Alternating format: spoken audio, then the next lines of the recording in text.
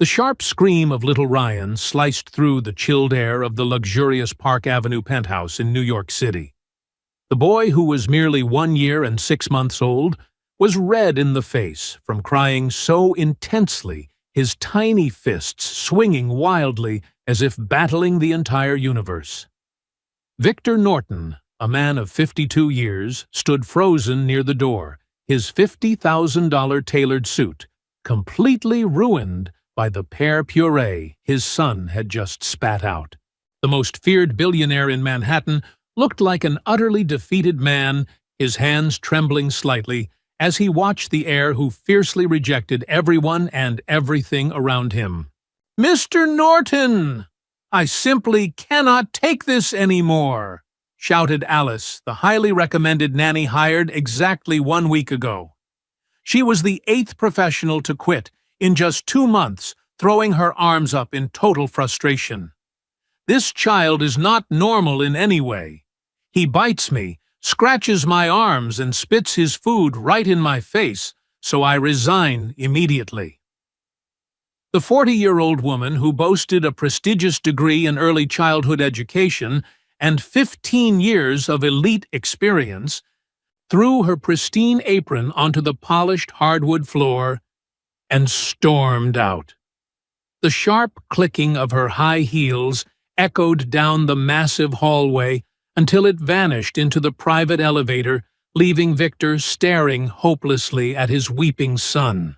The sprawling 500-square-meter apartment had never felt so painfully hollow and desolate since his beloved wife Lily passed away exactly 1 year ago. "Ryan, please calm down. Daddy is right here with you," Victor murmured softly, extending his trembling hands to gently lift the distressed boy from his custom-made Italian crib. But Ryan forcefully pulled his little body backward, twisting away from his father's touch and instantly raising the sheer volume of his desperate, heartbreaking wails. Victor sank into the leather armchair next to the crib, running his hands through his silver hair, realizing that commanding a financial empire worth billions meant absolutely nothing if he could not soothe his own flesh and blood. "Mr. Norton." The gentle voice of the head housekeeper, Clara, drifted softly from the bedroom doorway, interrupting his dark thoughts. "I apologize for the intrusion, but the agency called to say the morning cleaner fell ill, so they are sending a night shift worker named Brenda Vance to cover the emergency." Victor sighed heavily, exhausted beyond words, and replied that it did not matter who came, as long as she remained completely silent so the baby could hopefully sleep. Clara nodded respectfully and quietly exited the room, leaving the powerful tycoon to sit helplessly on the cold marble floor, listening to his son's endless sorrow and feeling like the biggest failure of a father in the entire world. Meanwhile, Brenda Vance was standing inside the cramped service elevator, slowly ascending to the highest floor of the most exclusive residential skyscraper in Manhattan. She gripped the handle of her heavy cleaning cart tightly, desperately trying to ignore the deep exhaustion settling into her bones after sleeping for barely 3 hours. She had spent the entire night sitting in an uncomfortable plastic chair at a public hospital in the Bronx, holding the fragile hand of her seriously ill mother, Diana. The compassionate nurses had urged her to go home and rest, but Brenda did not have the luxury of resting when the expensive experimental medications her mother needed demanded every extra cent she could possibly earn. The elevator softly dinged as it arrived at the 42nd floor, and Brenda pushed her heavy cart out into the familiar long-service corridor. She had been working the lonely midnight shifts in this wealthy building for 4 months, embracing the silent, invisible nature of the grueling work because it kept her completely focused on her ultimate goal. Today, however, the usual quiet of the penthouse floor was violently shattered by the unmistakable sounds of a screeching toddler and frustrated adult voices echoing from Mr. Norton's grand apartment. While organizing her glass cleaners and fresh microfiber cloths, a furious woman marched past her toward the main elevator, loudly complaining into her cell phone about how the billionaire's impossible child was a completely lost cause. As the angry nanny disappeared behind the closing elevator doors, Brenda paused her work, her heart aching as she listened to the relentless, sorrowful sobbing coming from inside the massive apartment. That specific pitch of absolute despair was something Brenda recognized intimately. It was the exact same sound she used to make as a frightened little girl when her father abandoned their family, leaving her and Diana completely alone in the rough neighborhoods of the Bronx. That poor little boy is carrying so much pain inside his tiny heart. She whispered gently to herself methodically, wringing out her damp mop while fighting back a sudden wave of sympathetic tears. Just as Brenda was finishing her shift, hoping to scrape together enough extra cash to cover half of the terrifying hospital bills, her cheap mobile phone vibrated intensely in her uniform pocket. It was an urgent text message from Rachel, the stern supervisor of the cleaning company, demanding that Brenda rush straight into Mr. Norton's apartment because a major kitchen pipe had suddenly burst. The supervisor explained that the wealthy owner was completely panicked about his priceless antique furniture getting ruined by the spreading floodwaters, and he was offering a generous cash bonus to whoever could fix the disastrous mess immediately. Knowing that this unexpected bonus could literally buy her mother a few more days of life-saving medicine, Brenda grabbed her heavy, wet vacuum equipment and practically sprinted toward the kitchen entrance of the penthouse. Brenda pushed her heavy equipment through the service door and was immediately met by a frantic Clara, who pointed frantically toward the rapidly expanding pool of water soaking the expansive kitchen floor. "Thank goodness you arrived so quickly, Brenda, because the water is already creeping toward the formal living room, and Mr. Norton is trapped in the nursery with the 9th nanny trying to calm that poor, crying child," Clara explained in a hushed, terrified whisper. Brenda wasted absolutely no time instantly powering on the specialized wet vacuum and working with practiced efficiency to suck up the spreading disaster before it could reach the priceless Persian rugs. She moved in complete silence, deeply respecting the strict orders to avoid making any unnecessary noise that might further upset the already distressed billionaire and his inconsolable toddler. After working tirelessly for a solid hour, the kitchen and the adjoining hallway were completely dry and safe from the devastating water damage that had threatened the extravagant Manhattan residence. Brenda wiped the sweat from her forehead with the back of her tired hand, carefully gathering her damp rags and heavy buckets to quietly make her way out of the luxurious apartment. As she tiptoed silently past the grand hallway leading to the master bedrooms, she noticed a slightly ajar door and heard the hushed, deeply annoyed voice of a young woman speaking on her mobile phone. "I know this kid is an absolute nightmare, Mom, but the paycheck is incredibly huge, so I will just pretend to care until tomorrow morning, and then I am quitting this horrible nightmare," the temporary nanny muttered coldly. Brenda stopped dead in her tracks, a hot wave of pure maternal anger rushing through her exhausted veins as she listened to the callous woman completely dismiss the suffering of a grieving child. Inside the dimly lit nursery, little Ryan suddenly stirred in his expensive wooden crib, his tiny face scrunching up in evident distress as he saw the new nanny actively ignoring him to continue her selfish phone conversation. Brenda knew that within mere seconds, the fragile boy would inevitably start screaming again, but right before the tears could fall, his wide, bright green eyes locked directly onto Brenda's compassionate gaze through the narrow opening of the heavy mahogany door. It felt as though time had completely stopped in that lavish New York apartment when Ryan stared at the humble cleaner with a profound, quiet curiosity that Brenda had never witnessed in someone so incredibly young. Driven by a pure, undeniable instinct to protect the innocent child, Brenda gently pressed her index finger to her own lips and mouthed a silent, comforting reassurance to the little boy. Miraculously, Ryan did not cry.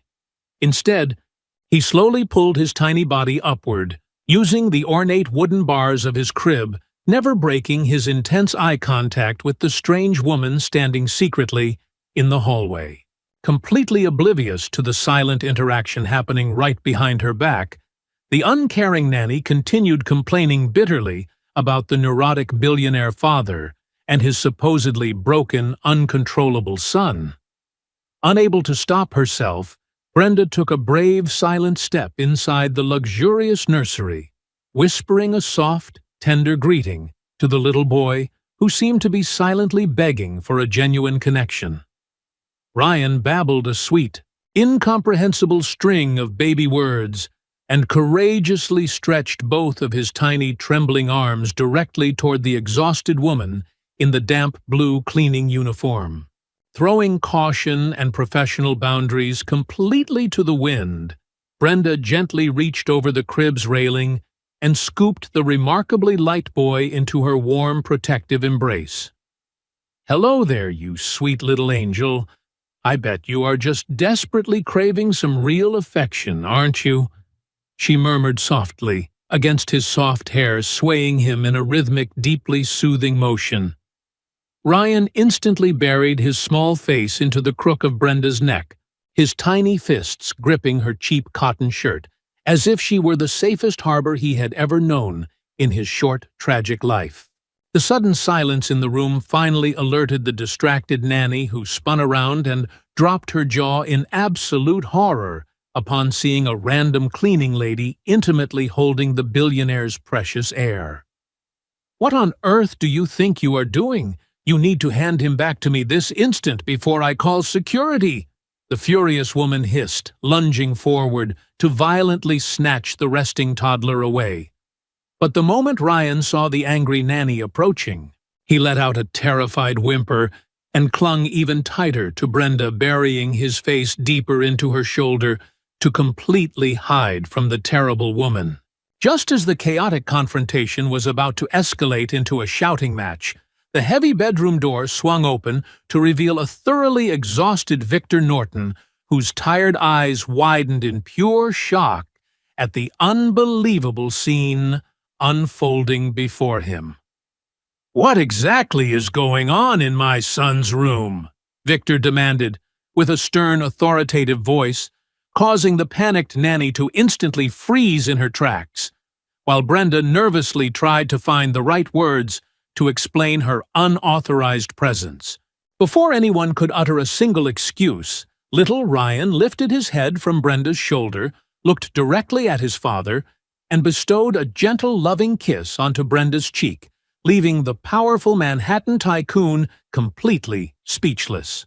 The sheer magnitude of the gentle kiss echoed louder than any scream in that silent nursery, prompting Victor to slowly step forward, as if approaching a beautiful mirage he feared might suddenly disappear.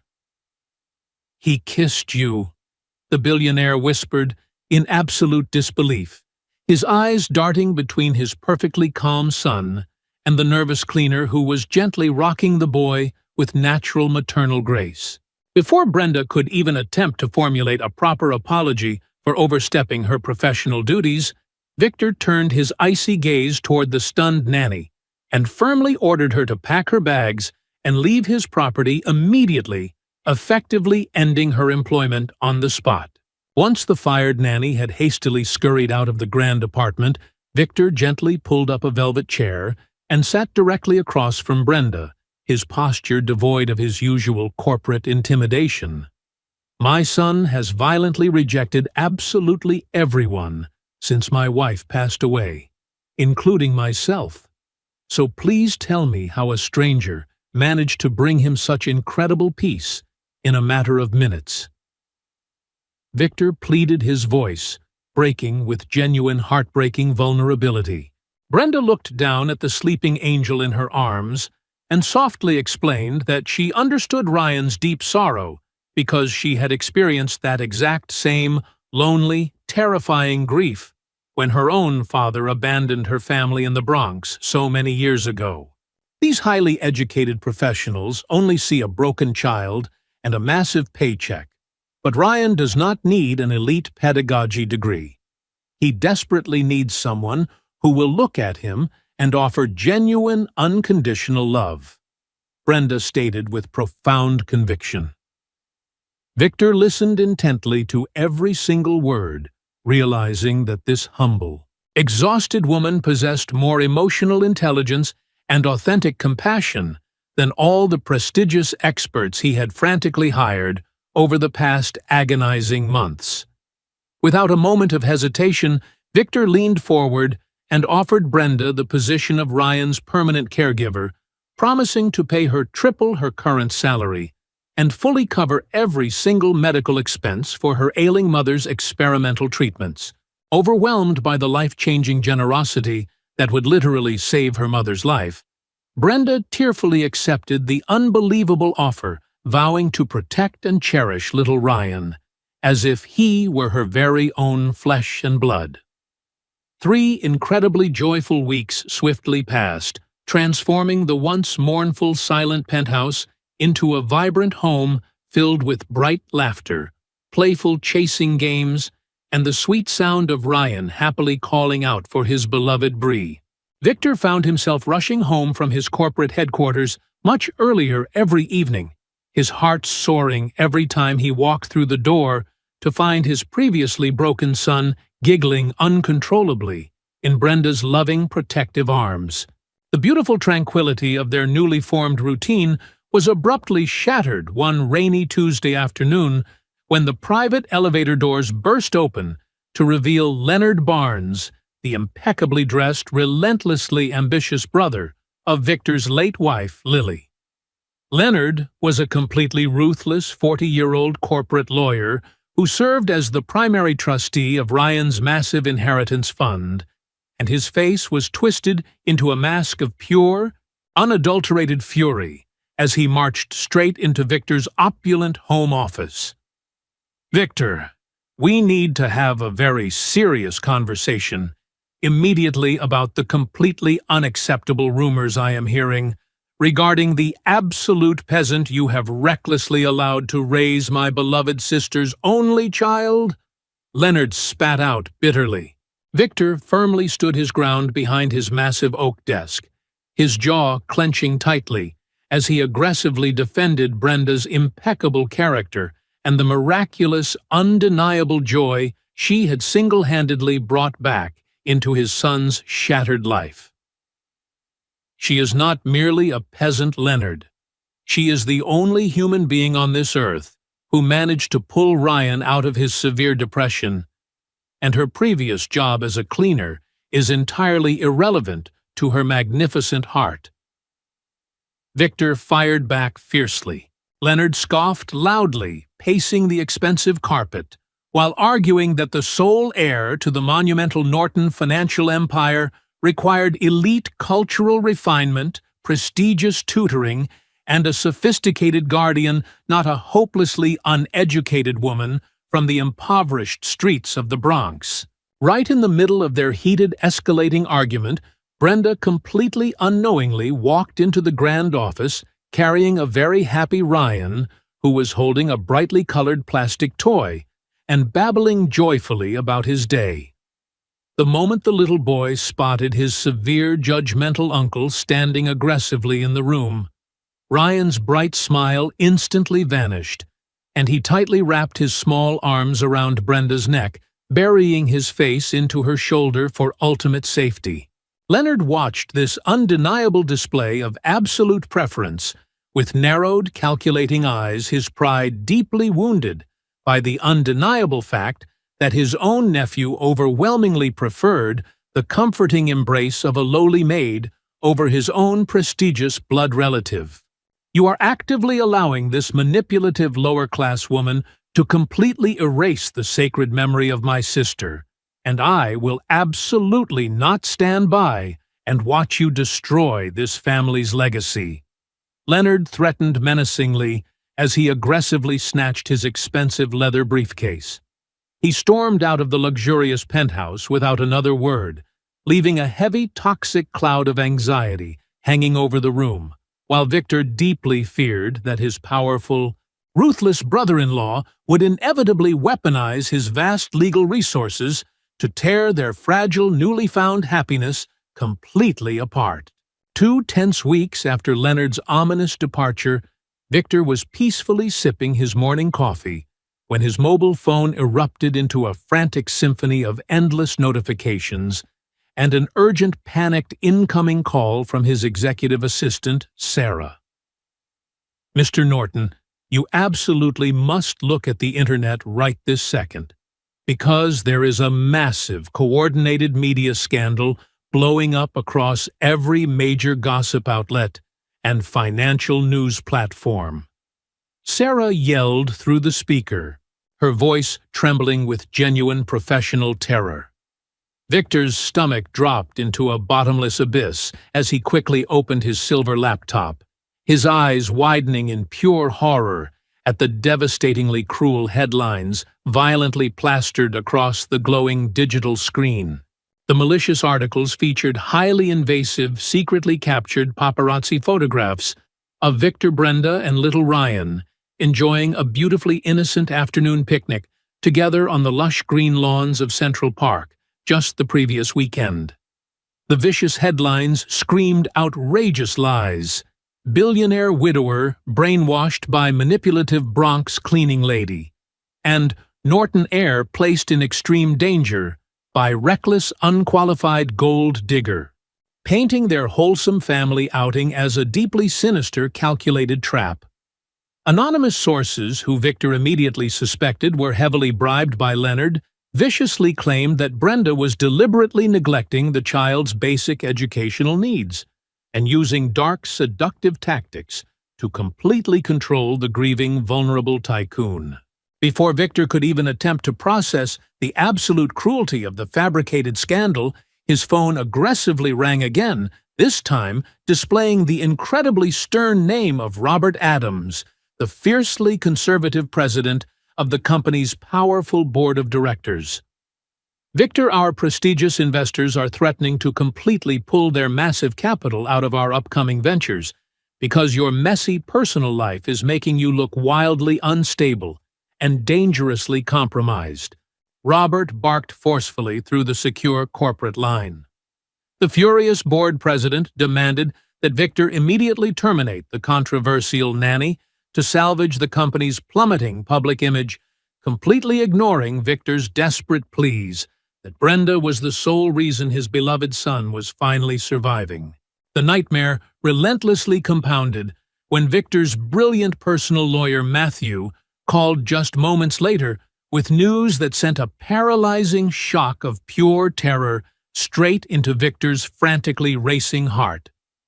Leonard Barnes has officially filed an emergency legal petition in the Manhattan family court, aggressively demanding full physical custody of Ryan by brutally accusing you of gross parental negligence and severe moral turpitude. The lawyer explained with a heavy, deeply concerned sigh. Matthew painfully clarified that Leonard had successfully weaponized the terrible tabloids and gathered bitter testimonies from the previously fired nannies, perfectly crafting a devastatingly false narrative that Victor was an unfit father blindly entrusting an empire's heir to a dangerous grifter. "In order to absolutely guarantee that we maintain your rightful custody of Ryan during the strict judicial investigation, we must drastically eliminate any perceived chaotic elements from your household immediately," Matthew advised with cold, calculated legal logic. Victor felt a crushing, suffocating weight violently compress his chest as he realized the horrific sacrifice he was being forced to make. He had to willingly break his own son's heart in order to physically keep him. If he proudly kept Brenda in the apartment to fight for their love, the ruthless family court could very well rip Ryan away and hand him over to a cold, calculating man who cared only about wealth and prestige. Victor slowly walked back into the bright, sunny living room, feeling like an absolute monster as he watched Brenda cheerfully building a massive, colorful fortress out of plastic blocks with a giggling, utterly radiant Ryan. The devastating sorrow radiating from Victor's pale face instantly alerted Brenda, who gently set down a bright yellow block and walked over to him, her warm eyes filled with deep, unconditional concern for the man she had secretly grown to love. With a shattering voice, Victor explained the absolute severity of the emergency custody petition and the heartbreaking reality that her continued presence in the penthouse would inevitably cost him his precious son. Tears quietly streamed down Brenda's beautiful face, but she bravely nodded in complete understanding, knowing deep in her pure soul that a child fundamentally belonged with his devoted, loving father above all else. "I will pack my modest belongings and leave immediately, Mr. Norton, because Ryan's ultimate safety and your legal victory are the only things that truly matter in this terrifying situation," she whispered, selflessly sacrificing her own immense happiness for their ultimate protection. Victor promised to continuously fund her mother's vital treatments and provide a massive financial severance, but the money felt like absolutely nothing compared to the tragic loss of the incredible woman who had breathed life back into his broken home.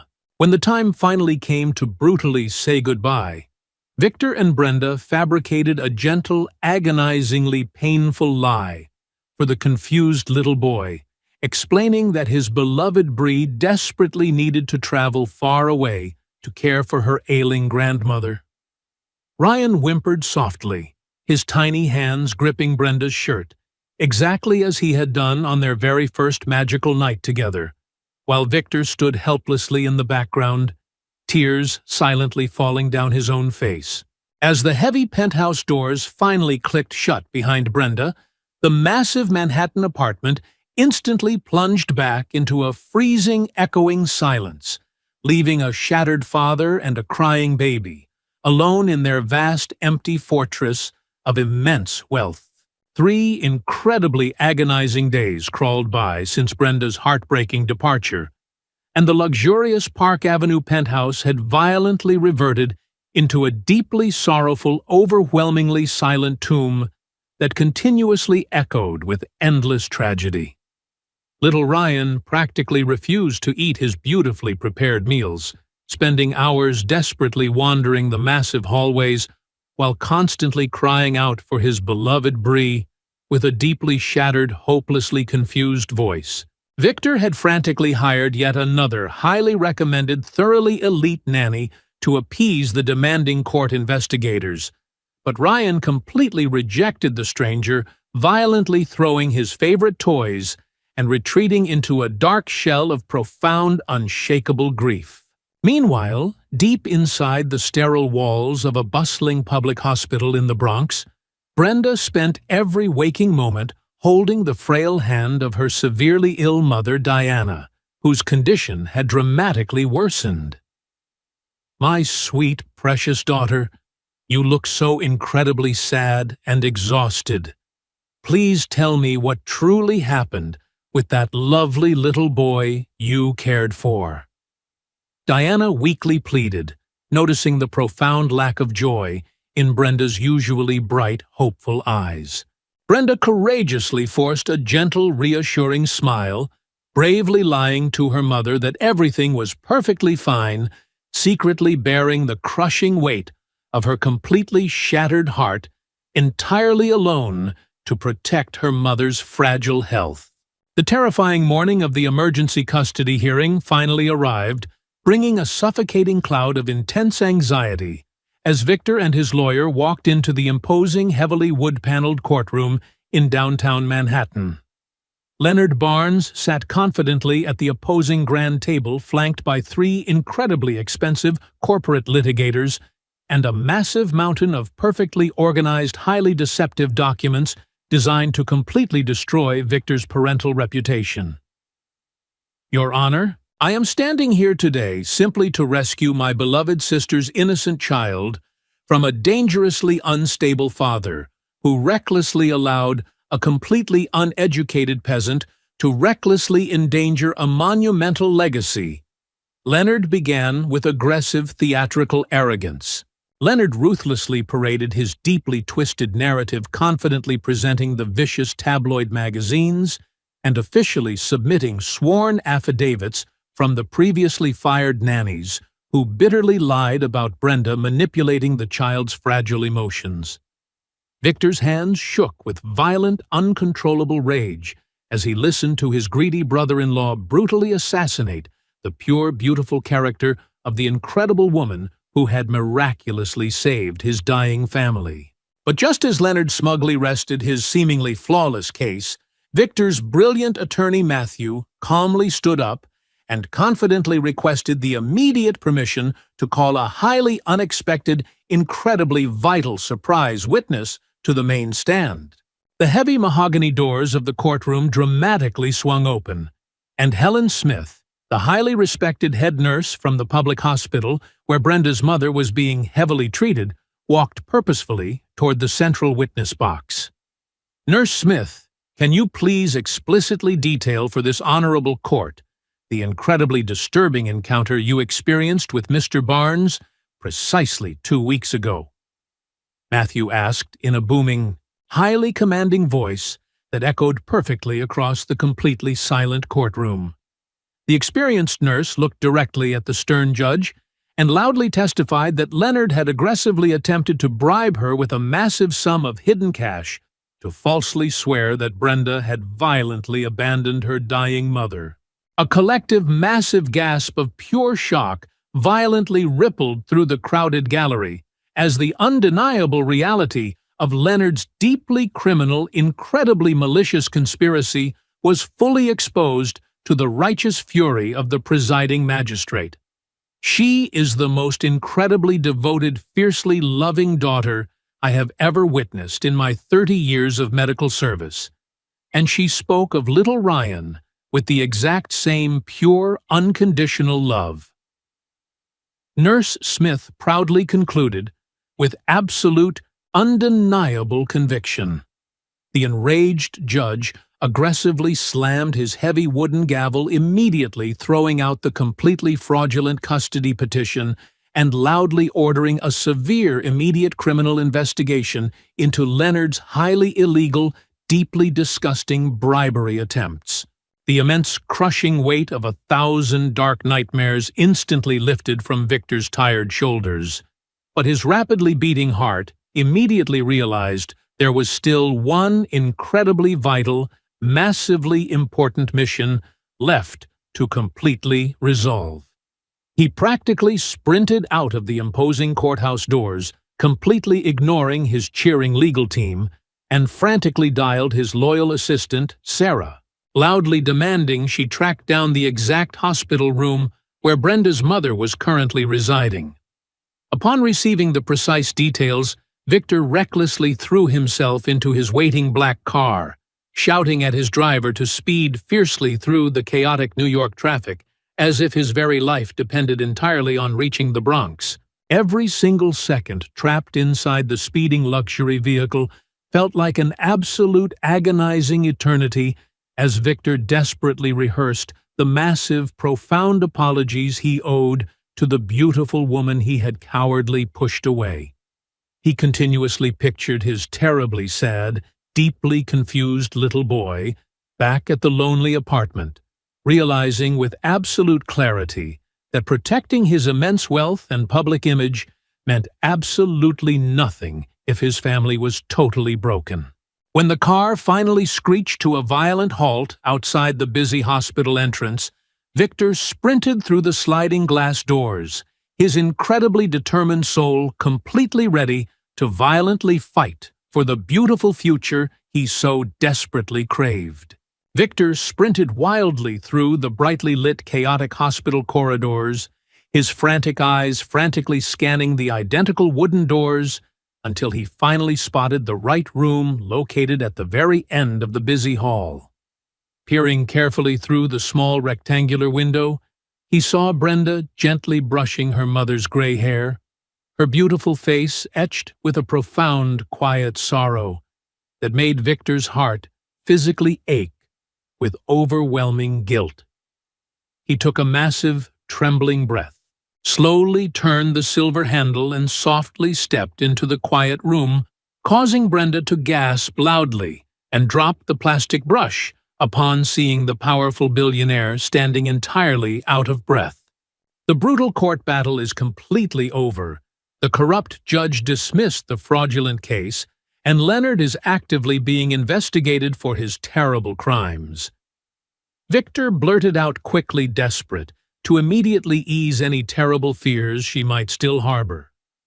Before Brenda could even process the incredibly joyous news, Victor closed the distance between them, falling deeply to his knees beside her incredibly cheap plastic chair, with tears openly streaming down his handsome face.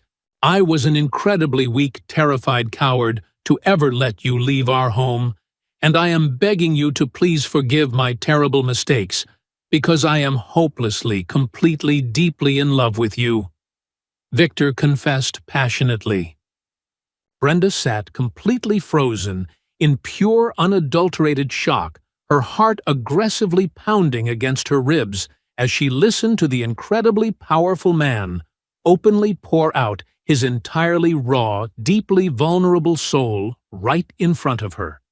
But before she could formulate a proper response to his massive, life-altering confession, a tiny, incredibly familiar voice suddenly shrieked with absolute, uncontainable joy from the crowded hallway outside their open door. Little Ryan, who had miraculously managed to escape his totally overwhelmed temporary nanny in the busy lobby downstairs, rushed into the small room as fast as his tiny legs could carry his incredibly excited body. "Bree, Bree!" The ecstatic toddler practically screamed, launching his incredibly tiny body completely into Brenda's wide, waiting arms, while violently sobbing massive, heavy tears of pure, overwhelming relief and boundless happiness. Brenda buried her tear-soaked face directly into the little boy's soft, incredibly sweet-smelling hair, violently crying as she tightly rocked him back and forth, silently promising the universe that she would absolutely never let him go again. Slowly waking up to the beautiful, incredibly loud commotion, Diana gently opened her incredibly tired eyes, flashing a weak but profoundly knowing smile as she witnessed the completely undeniable, fiercely beautiful love binding the three souls together. Life is far too incredibly short and utterly unpredictable to ever walk away from such true, magnificent love, my beautifully brave daughter," Diana whispered softly, her weak voice carrying the immense, undeniable wisdom of a deeply seasoned lifetime. Encouraged completely by her incredibly supportive mother, Brenda slowly looked up at the handsome billionaire, completely wiping away her happy tears, and softly whispered that she was entirely, overwhelmingly in love with him too. Victor incredibly gently took Brenda's trembling hand, respectfully kissed her soft knuckles, and solemnly promised Diana that he would fiercely protect, wildly, cherish, and perfectly provide for their newly formed family for the absolute rest of his natural life. Exactly 2 wildly magical months later, the luxurious Park Avenue penthouse was beautifully transformed into a deeply spectacular, incredibly intimate wedding venue, completely overflowing with thousands of perfectly white, wonderfully fragrant roses. Diana, who was miraculously recovering incredibly well, thanks to the massively expensive, highly exclusive treatments, proudly walked her incredibly radiant daughter across the plush carpet toward a profoundly happy, fiercely smiling Victor. Little Ryan, dressed in a wonderfully tiny, perfectly tailored tuxedo, triumphantly carried the shiny golden rings on a beautiful blue velvet cushion, happily babbling and joyfully clapping his tiny hands as the happy couple finally shared their incredibly magical, long-awaited kiss.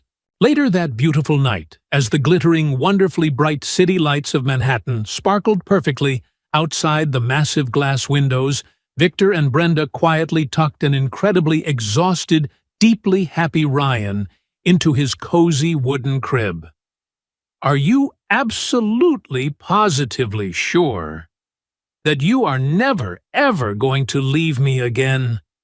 The wonderfully sweet toddler sleepily mumbled tightly, clutching his new mother's incredibly soft, profoundly comforting hand in the quiet darkness. Brenda leaned down, gently kissed his perfectly warm forehead, and promised with her entire wonderfully whole heart that she was fiercely, permanently his absolute mother now, and nothing in the universe could ever tear their beautiful family apart. As the married couple finally stood absolutely together on their grand balcony, wrapping their arms tightly around one another in the beautiful moonlight, they profoundly understood a magnificent universal truth about the deeply complex journey of human existence.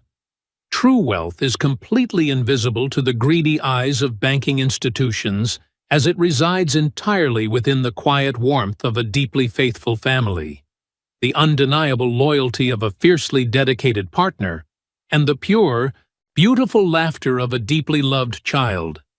We often mistakenly build massive, incredibly tall walls of extreme pride, heavy prejudice, and strict social classes to protect our fragile hearts. Yet true healing requires us to bravely dismantle those terribly cold fortresses. When we willingly surrender our deep fears and wildly embrace completely unexpected, wildly unconditional affection, we miraculously transform our deeply painful tragedies into wonderfully beautiful triumphs. In the profoundly beautiful end, it is never about the massive size of the wealthy bank account or the incredibly prestigious origins of the person, but simply the incredibly vast, deeply magnificent capacity of the human heart to beautifully choose love entirely above all else.